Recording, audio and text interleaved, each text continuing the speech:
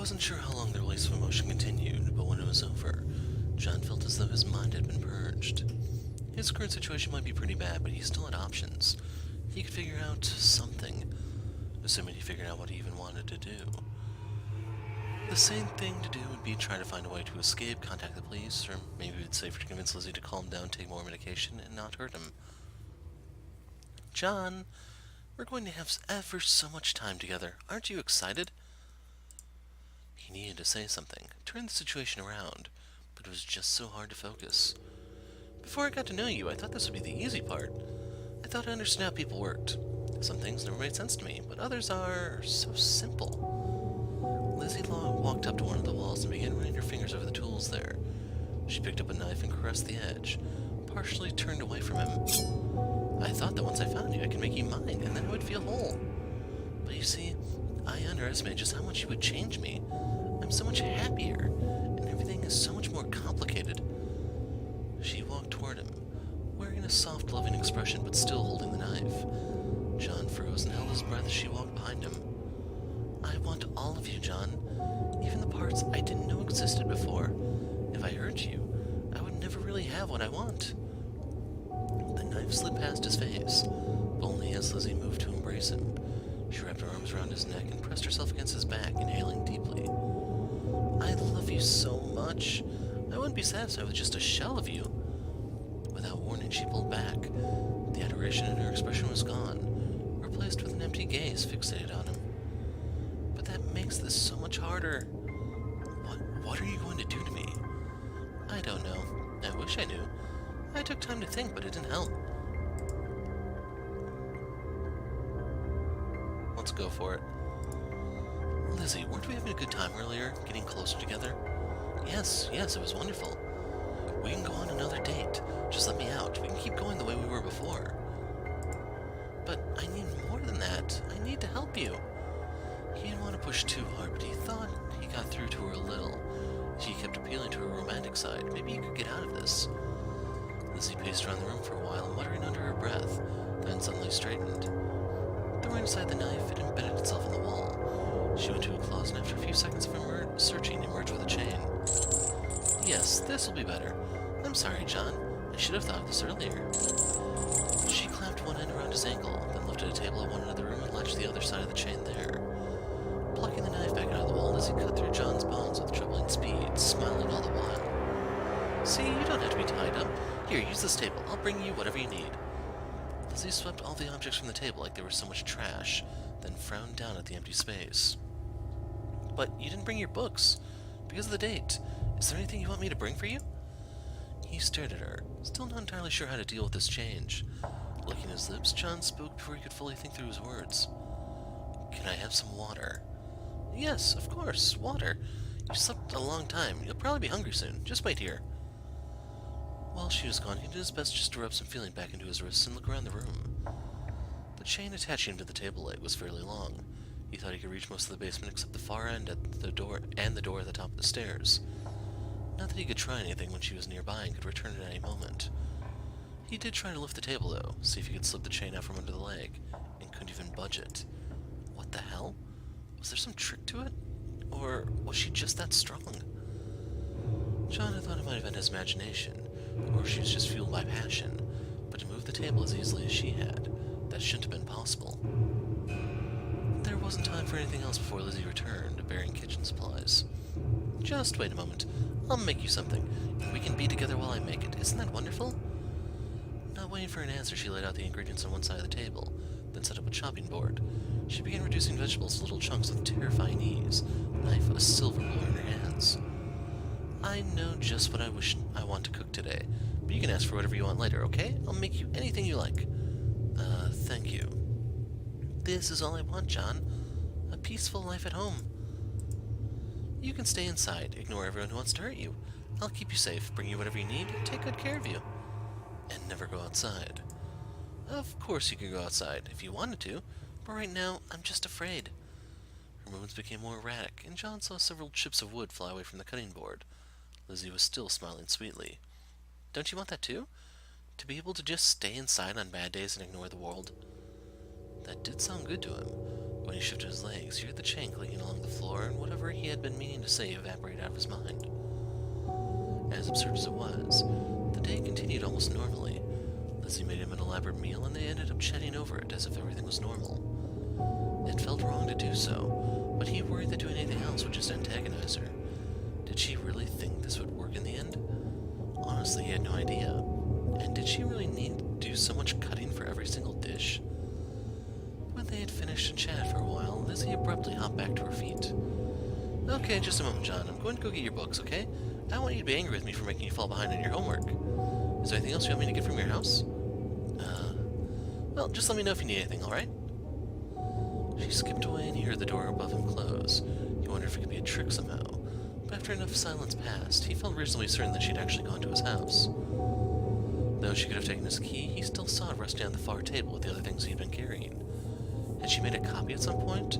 Or could she just pick the lock? Neither possibility was exactly comforting, but he didn't have time for that.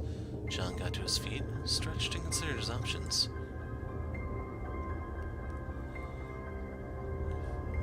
What? Well, why not? Deciding his best bet was to encourage Lizzie's good nature, John set to working with the kitchen supplies she'd left nearby him. His options without a stove were limited, but he did his best to make her something that looked like a real effort had been put into it. He was no chef, but he thought she would like anything he'd made with his own hands. Strangely, the act of making something for her helped him forget that he was chained in the basement. The situation might be messed up, but perhaps there was a core of something salvageable. When Lizzie saw his gift, she blushed, then took it away hurriedly. John blinked, but didn't have time to object. Next time he saw her, though, she was beaming. Though John spent all of his Saturday tense, Lizzie showed no signs of intending to hurt him. That night, she brought a mattress and bedding down to the basement and set it up close enough that he could lie down on it. When he woke up on Sunday, he felt strangely normal. Still tense. The situation was far from ordinary. In a strange way, he had learned to deal with it. That day passed almost normally. Since Lizzie had brought him his books, he tried to work through his homework just like he often did on a Sunday. Lizzie stayed with him most of the day, working as well. She made meals for both of them in the basement and upstairs, but she always stayed close. He hoped for a chance to evaluate his options more, but never spotted one since she was always leaning in to smile at him from the stairwell. The only useful thing he learned was that the basement door was apparently unlocked except at night. If he could somehow get unchained from the table, he had a shot at getting out. When Monday dawned, he crashed almost immediately and didn't even get out of bed. That was common for vacations when he didn't have friends to distract him, since all he could do was wallow in himself. It felt worse than usual. His world wasn't just gray. His depression was filled with flecks of anger and confusion. Only then did he realize that he hadn't taken any medication since Friday morning. When Lizzie entered that morning, she immediately saw how badly he was doing and rushed to the mattress, at first fussing with the sheets before realizing the problem went deeper than that. John, what's wrong? Other than you keeping me here? No, I'm sorry. No. If I let you go, you'll just hate me. It will ruin everything. Then at least bring me my Paxidine. It's in the shelf above the sink to the... No. No, I won't bring it to you. I can't. I destroyed it. What? But I need that. You understand how serious my condition is, right? I know. I really do. But you shouldn't take their drugs. Not theirs. But... You were taking something before Paxidine, right? Tell me what it was. I'll go get some for you. I want you to get better, John. But I won't let you take anything from Koitek.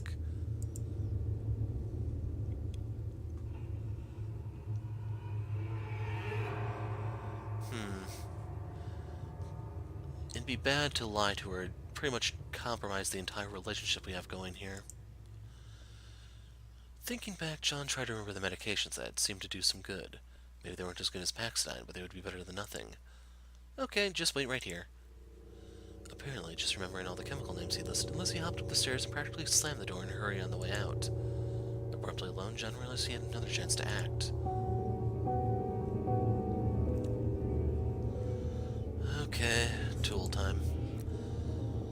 His table had been placed to be out of reach of the weapon lining one wall, but that put him close to the other wall. John managed to get around the table to it and began examining them. There was a metal cupboard that appeared to be locked, but he looked through the rest. There was a toolbox that he thought was locked at first, but eventually realized was only stuck. After enough effort, he got it open and looked through. Most of it was random aging tools, but he found a screwdriver that looked to be in good shape. Could he use this to escape? He saw several possibilities, but at that moment he heard Lizzie return. It was too late. Eventually, Lizzie returned bearing a large white sack. She triumphantly emptied it onto the table, dumping an entire pile of pills in front of him. She'd gotten every drug he mentioned, even the prescription ones. He hated to think about the nasty consequences if she tried to give them all of these at once. But instead, Lizzie brought him a glass of water and set it down beside the pile. Take anything you need to get better, okay? I'll just leave these here. But you can ask for more water whenever you want. Thank you. Of course, John. I'm doing all this because I want you to get better. He felt like telling her that being held against his will wouldn't help, but her expression looked so sincere that he couldn't bring himself to say it. How had she gotten prescription medications anyway? He found the one that he'd been most satisfied with just before Mrs. Smith switched into Paxidine and took his first dose. Lizzie smiled brightly, then skipped back up the stairs. After lunch on Tuesday, Lizzie started carrying electronics down the stairs. He blinked in confusion until she brought down the TV and started hooking everything together. Or at least attempting to. After a moment, she sighed and looked at him sheepishly. Do you know how this works? I can try to get it figured out. He got up and did his best to help. She had a pretty nice VCR, leading him to wonder why she had it and didn't know how to put it together. It wasn't like someone else would have bought it for her. Do you not use this much? Never. I don't really watch television. Like, at all. No. She had seemed weirdly apathetic about a lot of things, but he thought she just wasn't into pop culture. Yet now something in her voice made him suspect it was something else entirely. What about music, then? I don't listen to music. Really? What about books? Only nonfiction that seems useful. The rest all feels so pointless. What do you do for fun, then? She stared back at him for so long he was afraid she might just ignore the question. Well, sorry I asked. I do enjoy a few things now, thanks to you. I spent a lot of time collecting all those knives because I thought they'd be useful, but now it's a little different. Now I can imagine myself protecting you. All the details about grips, edges, they're not just details now, they interest me. So he'd given her an interest in knives. Fantastic. Anyway, I thought maybe I could enjoy a movie if I watched it with you. Is that okay? We might as well try. I've had it all put together for a while anyway. We can try it. Lizzie brought a chair and sat down beside him as they watched the tape. He was grateful that she at least watched the movie instead of him. It was nothing at all like how watching a film with a girl was supposed to be according to his friends. Lizzie didn't seem remotely nervous during the scary parts, and to his surprise didn't seem to care about the romantic parts. Then again, he didn't really think he would want her to react that way. Definitely wouldn't feel like who she was. To his surprise, John found himself enjoying it too. Maybe his old mans were doing their job better than he thought. When it finally ended, Lizzie gave him a small smile that he thought represented authentic satisfaction. Then she immediately turned to him. We should watch something together again, but I think I'd rather make our own movie. His mind immediately flashed to making porn together, and he had to force the thought away. What kind of movie? I would like to just film you. Here, working, or eating, or anything. I could watch it later. Really, wouldn't that be boring? No, watching you could never be boring. This is such a good idea. I'll go buy one of those video recorders and... Not to cut you off, but wouldn't that be incriminating evidence? Huh? Fuck, what was he saying? Well, too late to go back now. I mean, it's not legal to hold someone like this, and your basement looks kind of suspicious. You wouldn't want someone to find it later. You care! Lizzie embraced him cheerfully, and despite himself, John felt a flicker of joy. When she was happy, she seemed so purely happy. You're right, of course, and I'm so glad you're thinking about keeping me safe, even if I want it to be the other way around. John is so kind. But maybe later we can make our own movies, okay? Okay? Yeah, maybe. Why the hell had he just done that? Having a tape of her behavior would have been the perfect way to get the police to take him seriously if he managed to escape. But as soon as he had that thought, John regretted it. He didn't want to see Lizzie hurt, and hated the idea of her going to prison, despite what she was doing to him. Despite the situation, he still thought of her as a sweet girl who wasn't entirely well. She deserved help, not punishment. Was this Stockholm Syndrome? Was she wearing him down, just like she'd planned to? The idea disturbed him, but it didn't change how he felt. He needed to find another way. On Wednesday, Lizzie wanted to watch another movie, but John suggested that might be too many. Instead, they passed the day quietly, working and chatting and ignoring the fact that he was chained to the table. He was feeling better than he thought he could without Paxidine, so his mind shifted to what he could do to improve the situation. Chatting with Lizzie was pleasant, but it wouldn't resolve their problem. But what should he say? Try to leverage the last few friendly days into her letting him go? Just try to make her relax more? Or convince her that he wouldn't leave her?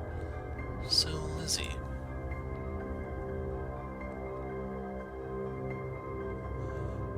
This is a waste of time. Let's talk romance. You know, earlier you said you didn't do much for fun before, but I'm not sure that's true. You seem to have spent an awful lot of time imagining us being together, dates and everything else. Yes, I've dreamt so many times of our first everything. But not just our firsts. The second times will be wonderful too, and we'll just get closer and closer together until no one can take us apart. I don't think I've ever heard you mention marriage, though. Oh, of course I want us to get married, but I didn't want to mention it because I've read that can scare away boys. But oh yes, I've imagined it so much. We should use one of those old cathedrals, and I can wear a beautiful white dress. The pictures, we'll have a perfect picture of us on our wedding day that we can keep forever and ever. Who are you imagining attending this wedding? Does there need to be anyone else?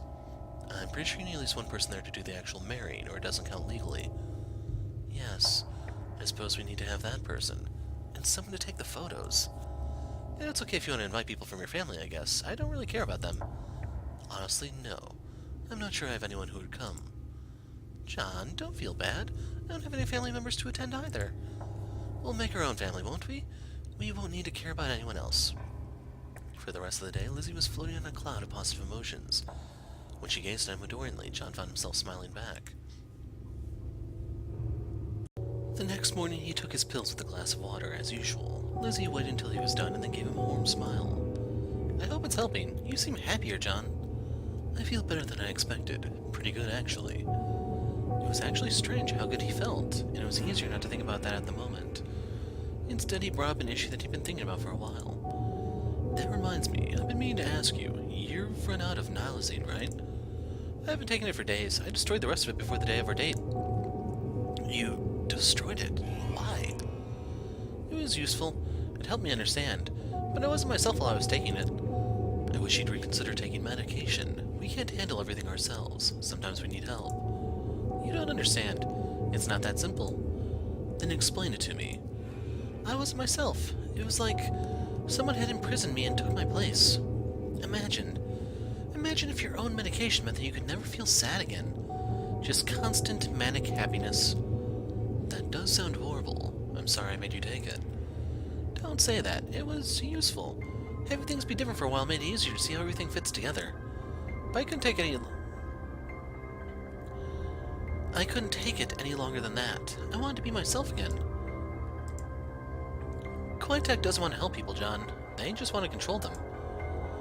Are you just saying that metaphorically? Or do you actually know something about them? No. Abby was an addict because of them. I never cared about her, but I saw what Koitek's drugs did to her. They didn't change who she was. She was always horrible. The drugs just made her identity obvious. Not like you, John. You're still so kind, even though you were taking that drug. But they won't be satisfied with that. Are you seriously saying Koitek is some kind of conspiracy? Conspiracy? No, I don't think so. They just want money, and they're willing to cut corners to make it. I don't care what they do to anyone else, but you needed to stop taking that drug. You need to see clearly.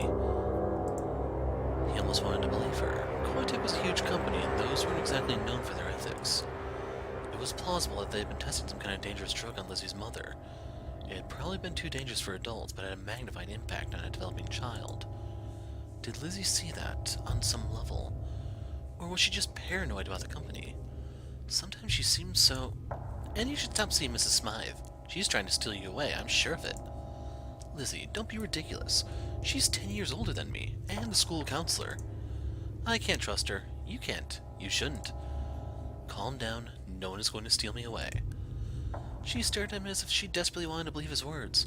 A moment later, she gave an odd little half shrug. I came in to say I need to run some errands today, so I'll have to leave you alone. Okay, John? Yeah, sure. She left the room and John knew he had a rare opportunity, but he found himself sitting and thinking. Was it possible that she was right about the Paxidine? He hadn't taken it in several days, and after a few low points, he actually felt much better than usual. The terrible irony of depression medication was that sometimes a drug can make you feel even worse, not better. Maybe the changes he attributed to Paxstein were just changes in his life.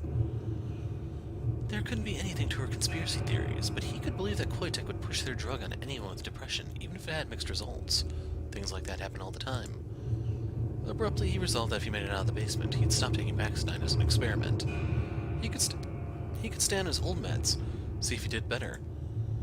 If he actually showed signs of improvement, even Mrs. Smythe would be happy to let him take older drugs. Regardless, for now he needed to take stock of his options, and take some kind of action while he had the opportunity and energy for it. He felt like he'd spent too much time thinking to make an escape attempt, but maybe he could accomplish something else.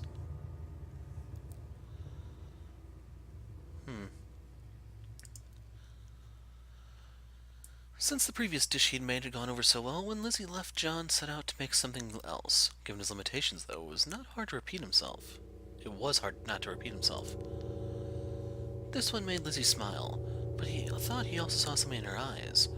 When she took the food, he thought he heard her whispering something about how romantic he was being.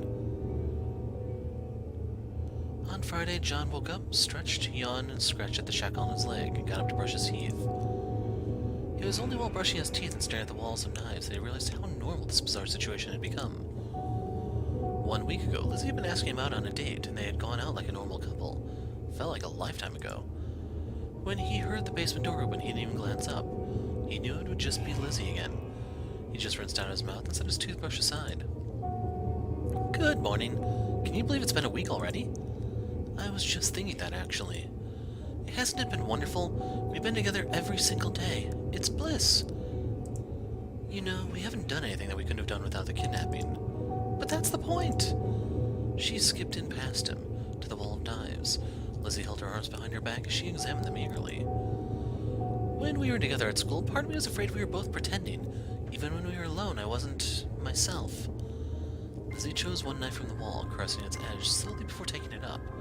She turned to him, eyes unnaturally bright. A normal boy couldn't have done all those ordinary things with me after seeing the truth. You're saying I'm not normal. And I wouldn't want you to be. She came closer, knife swaying back and forth as her gaze remained fixated on him. She was close now. Close enough that she could have kissed him or stabbed him. I want you to learn that you shouldn't be afraid of me. You know I would never pick up a knife to hurt you, right? I wanted an answer. Instead of answering a question that might not have been a good answer, John leaned forward and kissed Lizzie gently. She gave a surprised gasp, kissed back for a moment, then suddenly pulled back. John, why did you kiss me? Isn't that what you want? Yes, it's exactly what I want. You've been giving me exactly what I want. This isn't right. I've ruined it. I've ruined everything. Lizzie, what are you talking about? You thought you needed to manipulate me, didn't you? Play with my feelings so I wouldn't hurt you. This is all my fault. I drove you to this. Lizzie rushed out of the room and slammed the door behind her. When she returned later in the day, she pretended like the kiss never happened. John did the same, but he couldn't help but feel like something was different. On Saturday, Lizzie announced that she wanted to make a huge meal for both of them on the last day. She asked what he wanted to eat, then headed out for a shopping trip.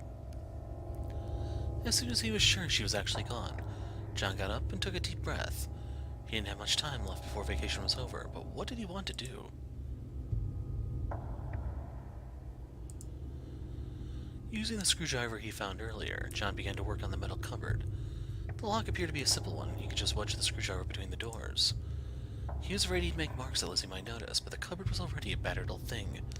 After a lot of tedious poking at it, John was starting to worry he wouldn't accomplish anything. And then out of nowhere, he managed to budge the latch just a little. Filled with new energy, John kept jabbing at it, occasionally pushing it just a little further. Eventually he managed to open the cupboard. It made a painfully loud sound, but he was fairly confident Lizzie wasn't back yet, and now he could finally see the tools inside. His first feeling was that he had wasted his effort. Most of the tools were useless things like rakes and mops. But then he spied it leaning in the back. A crowbar. It was a little odd, but it looked sturdy. He considered using it as a weapon and rejected the idea. He couldn't effectively swing something that heavy in a basement, but he could definitely have other uses. At first, he tried to wedge the end under the table leg, lift it up enough for him to slip the chain off, but the table legs were flat, and he just didn't have the strength for it. He tried again, more desperately, but his efforts still failed. At that moment, he heard Lizzie return. It was too late. Everything was in its place, including him slumped down in the chair. He could only hope that he had done enough. He waited in silence while Lizzie went about upstairs, putting away what she had bought. Eventually, he heard the door open, and she skipped down the stairs with a smile. "John, how are you?" "I'm going to let you go tomorrow." "Really? You aren't worried I'll tell someone?" "I am. If you told someone, it would hurt me so much. I can't hold you here forever." "I want to keep you here forever, but I want you to choose to stay with me even more. That would be best." "I see. You're not happy. After all this, do you really expect my emotions to be so simple? Do you hate me?"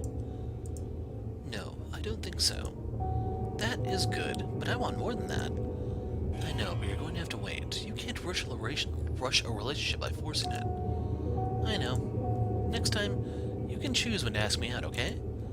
"Okay." His remaining time in the basement passed easily, almost casually. They didn't speak much about what was coming in, especially not about what had happened. They watched 2 more movies, chatted about simple things, finished up the last of their vacation homework, and on Sunday, Lizzie appeared in silence and unlocked the chain that kept him bound to the table. He stared at her and wished he could find something to say, but his mouth was too dry to speak. Eventually, he left. He thought he might have seen a glimmer of tears in her eyes, but it might have been his imagination. The entire ride back, he tried to think about his experiences, but couldn't even begin to grasp everything that had happened. When John got home, he found the door undamaged. The entire house didn't look so different, as if it hadn't been abandoned for 9 days. There was only a single message on the answering machine. His father saying that he was going on a company vacation. He hadn't even noticed that John was gone. None of his friends had called. He had been taken out of the world, and no one had even noticed. The only person who cared was Lizzie, but she wasn't there with him now, and there were still too many emotions to sort through with her. John sat down on the couch and simply felt numb. He fell asleep there. An uncertain amount of time later, he slept and did not dream. In the morning, John felt surprisingly refreshed. He made sure to take the meds that Lizzie had sent with him, since they seemed to have worked well so far. When he went to school, he would have to ask Mrs. Smythe her opinion, because despite the absurdity of it all, they were still going to have to go to school. Lizzie wasn't waiting for him outside his house, which was probably a good thing, he decided. The walk to school in the crisp air gave him time to focus. Not that he reached any profound conclusions, but by the time he reached school, he at least felt reasonably okay. He didn't spot Lizzie at all, but when he opened his locker, he discovered a folded note in the center. "Good morning, John." It said "Good morning, John," surrounded by hearts. Despite himself, John smiled a little. When he looked up, he saw Lizzie around a nearby corner, and she smiled back before vanishing. He drifted through several classes. Today, he wasn't too different from the other students, since they were all back from vacation and unfocused. None of the teachers tried to make them do very much. After school, he headed to Mrs. Smythe's office, not entirely sure what he was going to say. After so long away, however, he definitely felt like he could use some counseling. "John, I hope you had a good vacation." "It was okay. You?" "Spent the entire time working, I'm afraid. I actually tried to call you, but it seems you weren't home." "Yeah, I was busy. Sorry." "It's fine. I just hope you haven't lost any of our progress. Why don't you lie down and we can get started right away?" He got onto the couch, but things didn't go as smoothly as usual. Mrs. Smythe was doing her best, but he just couldn't concentrate. It didn't take a genius to know the reason. He needed to decide exactly what he was going to do. If he wanted protection from the police, this would be his best chance to ask for it secretly. Or even if he skipped some details, Mrs. Smythe might be able to provide help of some kind. Or maybe he shouldn't tell her anything. It had all worked out for the best, hadn't it? Something on your mind, John?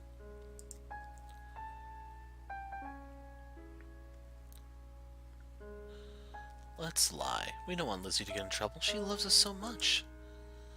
I don't know. The vacation was weird. I felt okay. Not great, but okay. Were you able to take a trip with your family? A change of scene might have done you some good. Nah, we didn't do anything, but I guess a few things have changed for me lately. Maybe you're right. Apparently Mrs. Smythe thought he was doing better because she ended their session early and let him go home. On his way out, he spied Lizzie watching him from the shadows. He smiled at her and she smiled back, but that was all. And for now, that was enough. John started walking.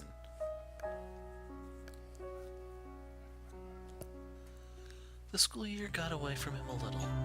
Despite everything he'd been through, John found himself returning to something like a routine. He spent some time with Lizzie, but they didn't do anything too intense.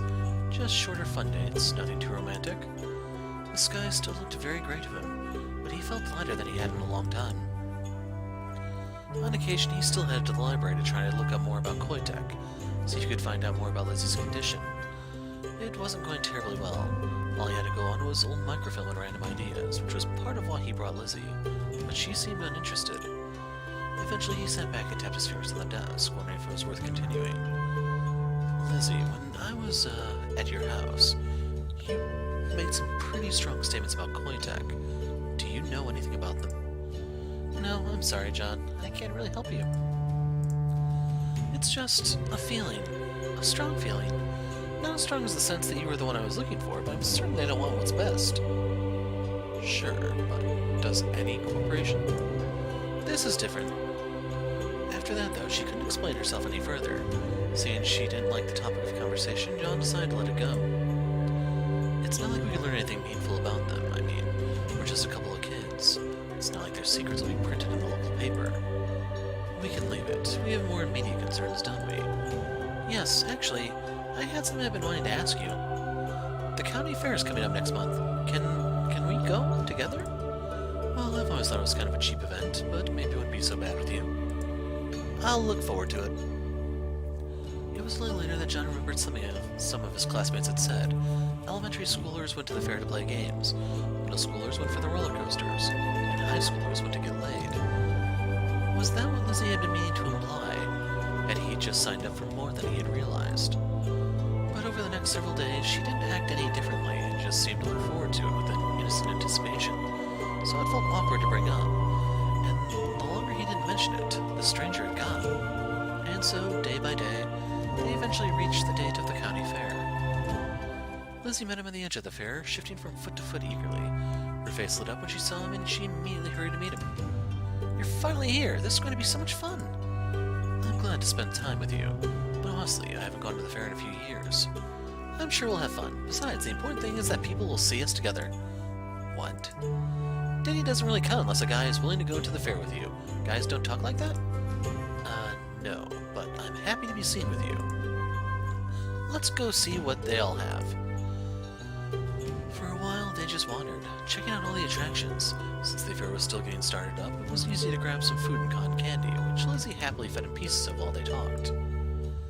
Thinking about what being there together meant for her, John realized that he didn't mind. After everything that they'd been through, boyfriend and girlfriend felt like cheap words. He felt like the hardest stretch had to be behind them. He'd seen Lizzie at her worst. He'd be happy to be with her at her best. Is that a knife-throwing booth?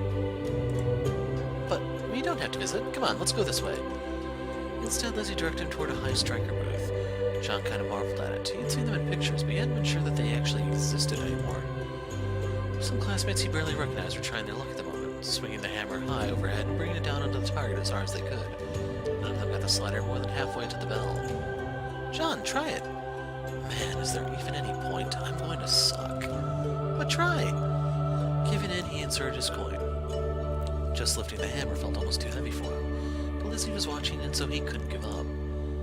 John brought the hammer down as best he could. It felt like a strong blow, but the slider barely moved up a quarter of the distance. Some of his watching classmates laughed. See, I'm pathetic. No, you just haven't learned how to use your strength. Here, let me help you. She slid up behind him, wrapping her arms around his and changing his grip on the hammer.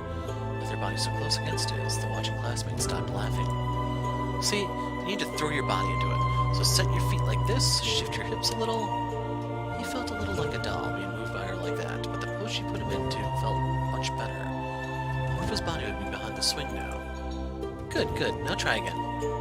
She backed away and John took a deep breath. If he sucked again, he was going to feel absolutely worthless. But no, he couldn't let himself think like that. Instead, he brought the hammer down as hard as he could. To his surprise, it actually made it most of the way up. It didn't ring the bell, but it was better than he'd seen anyone else do. See? Good job! She seemed absolutely elated, even with just his mildly improved performance. But despite himself, John found that his mood was improved. They walked away together, ignoring the watchers entirely. I'm surprised you know so much about this kind of thing. Hammers are interesting. They're just very, very messy. I should have known better than to ask. There was a moment of hesitation in her eyes, but she saw a smile and then returned it. At another booth, Lizzie managed to toss every single ring onto the furthest pin.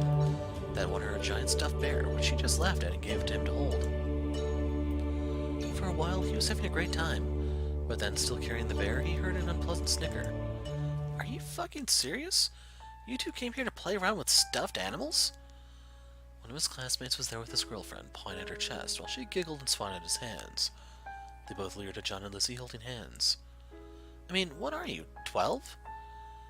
Once, taunts might have bothered him, but now John didn't care. He didn't even have any desire to prove that his friend was wrong. When he thought about everything he had been through with Lizzie and felt her squeeze his hand, he just didn't care. Come on, let's ditch these losers. His classmate's girlfriend led them away, and John didn't really care about that either. When he gave Lizzie a smile, though, she seemed a little irked. You can just ignore them, you know. Yes, but that won't be satisfying. Come on, this way. She dragged him into a narrow alleyway between two stalls. A little ways down, there was a closed-off space in between several of the temporary stalls. Surrounded on three sides, the sounds of the fair seemed softer. He became very aware of how alone they were as Lizzie slid off her jacket. You want to do something not challenged at all? Yes, I think I do. I know I can be a difficult girlfriend sometimes, but I want to show you that I can be nice too. Okay, so I'm going to cut out the H scene there because there wasn't really any plot relevance there. I was wondering if she was going to drop some sort of bombshell somewhere along the way, but she didn't. So this is after they have left the alley. Actually, things outside seemed different. He frowned and glanced at Lizzie, who paused for a moment then nodded. Is something wrong? The sounds in the distance aren't normal. There's too much tension. As soon as she said it, he realized that she was right. It didn't sound like people talking and having fun. They were upset about something. Without needing to discuss it, they headed toward the source of the commotion. Soon they arrived at a densely packed group of people, clustered around a line of police tape. He could see a few cops moving within it, and spinning lights lit the entire scene in strange colors, but he couldn't tell what had happened. Lizzie shook her head, muttering something to herself. Not sure how to help her, John found a familiar face in the crowd and tapped her shoulder. Hey, what's going on? God, it's horrible. Someone from our school was killed.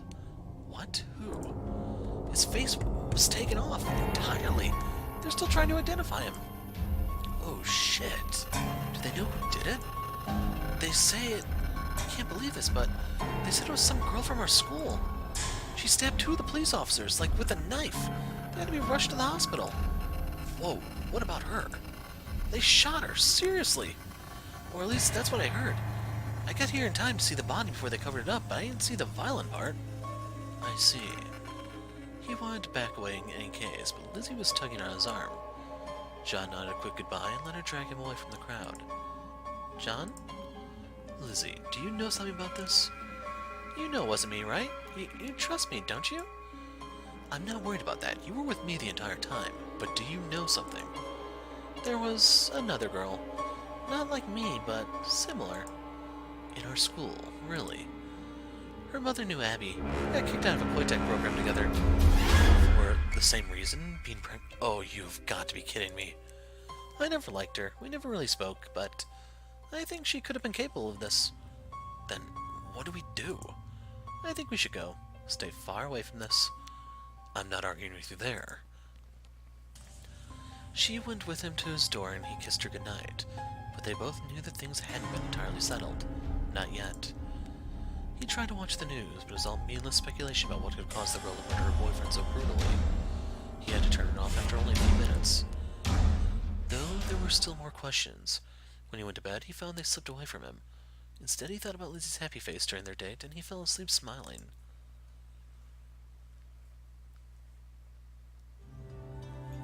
The next morning, John woke the best he'd felt in a long time. He had to remind himself that most people would be in mourning over the two murders the night before. The school had the flag at half-mast, and a class was cancelled. They could have a special assembly about the incident. It meant basically nothing to him, and to most of the other students as well. It seemed to have shaken everyone else to the core, but John still felt good. Maybe that meant something was wrong with him, but he didn't really care. He felt like he and Lizzie were even closer than before. When she arrived, there was a strange look on her face. John, Something is wrong. Someone wants to take you away from me. Lizzie, are you feeling well? Please, we need to run away together or we won't have another chance. It seemed like she'd become more unstable. And what she was saying must have been her paranoia. Yet she seemed strangely intense about the whole thing. Just run away? How would that even work? I've made plans. We can do it, I'm sure. And as serious as she sounded, perhaps this was necessary for her to stay stable. But doing something that wild out of nowhere after everything that had happened to him, could he? Would that just make her even worse?